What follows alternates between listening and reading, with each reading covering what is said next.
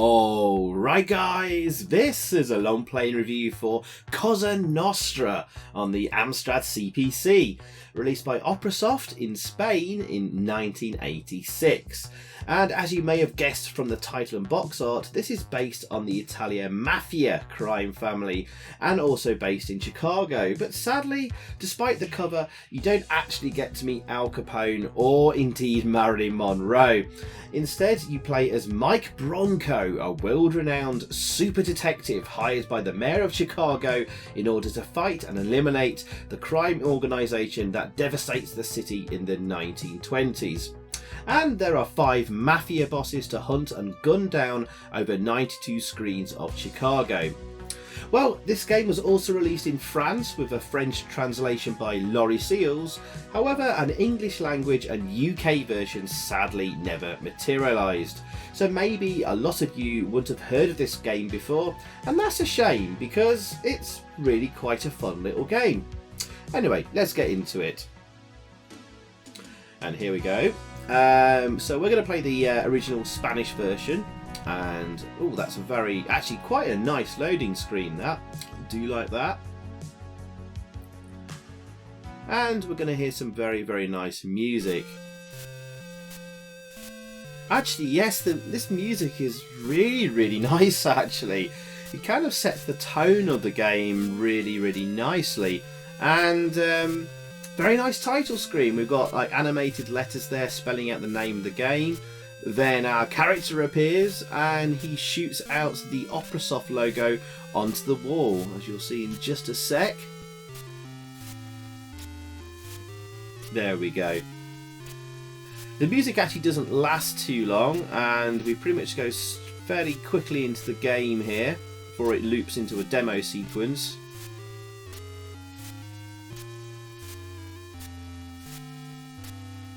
There you go, and that's all the music you get, and off we go. As you can see, guys, it's a single screen sort of shoot 'em up, run and gun game, maybe we want to call it, I don't know. Anyway, blast all the enemies on the screen, pick up the ammo boxes to replenish your ammunition. You see the yellow dots there at the bottom of the screen just above the score.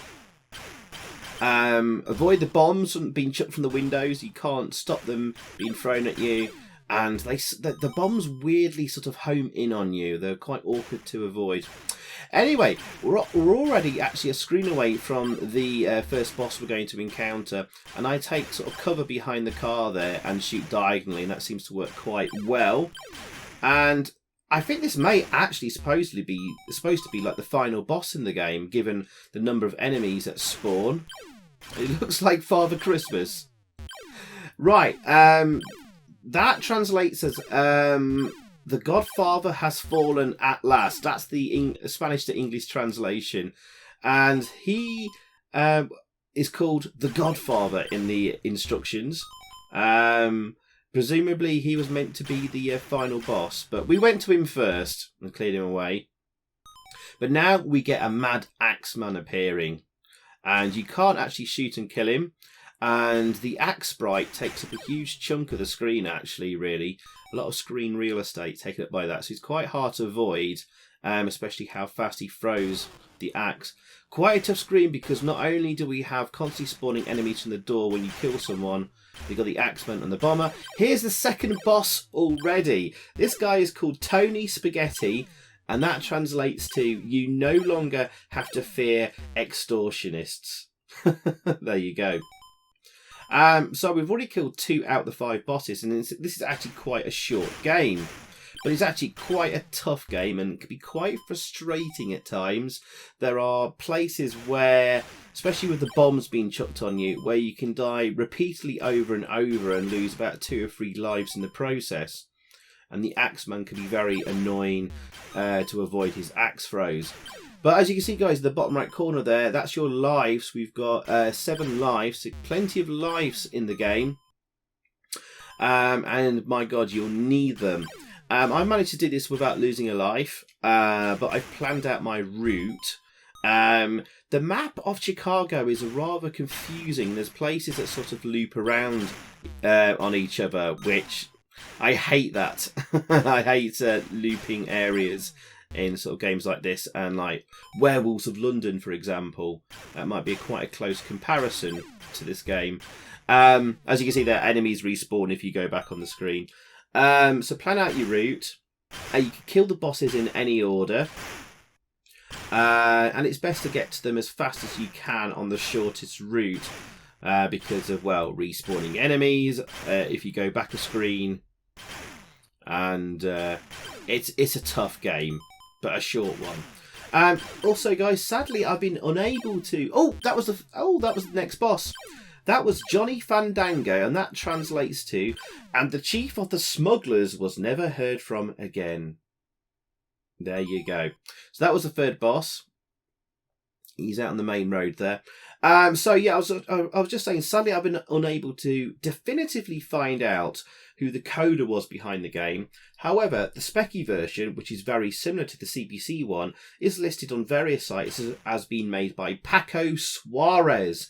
If so, that makes sense, as another of his CPC games called Robin feels pretty similar.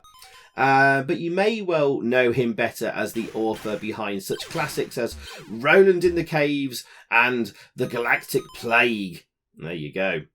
But talking about the Specky, this also appeared on the ZX Spectrum and also the MSX. On the Specky, the gameplay is the same, but the music and sound effects don't sound as good.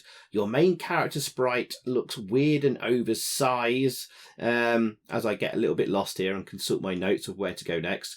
Enemy sprites aren't as well designed either. Neither are the backgrounds, although they are colourful for the Specky. However, the Amstrad version overall is far superior. This also appeared on the MSX and is not a dirty Specky port, because it has rather nice redrawn and colourful backgrounds. It does play identically though and reuses the sprites from the Specky version, but the sound effects and music from the Amstrad version.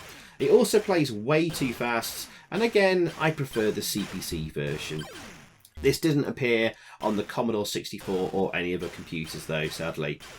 On this screen, as you saw there, I was sort of positioning myself of where to come in. I came in through on the midway point, and I then go straight to the top there and sort of shoot across the screen there. The bombs can't hit me, and I can just kill the police spawning out there.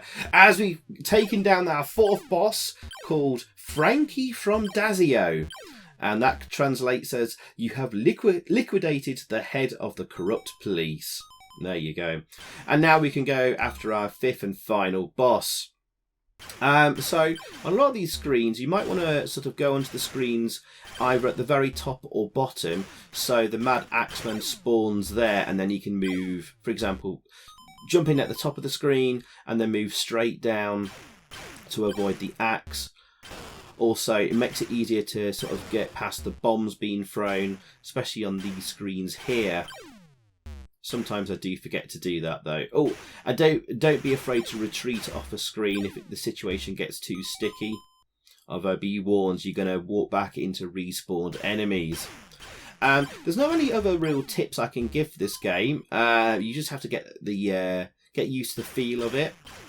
And trying to remember maybe to like spawn in the next screen at the top or the bottom. Oh, here's the final boss! Rudy Bulldog, and that translates as robbers have lost their boss. And there we go, mega points and fin del juego, which translates as end of the game, and that's all you get for the ending. Well, there you go, guys. The Amstrad definitely has the best version. This is bright, colourful, and a fun little game. Maybe a hidden gem on the Amstrad. Definitely frustrating in places though, especially the situations where you can die over and over repeatedly, but it has a lot of charm and I really rather enjoyed this one. So as a final review score, guys, I'm going to give this an 8 out of 10.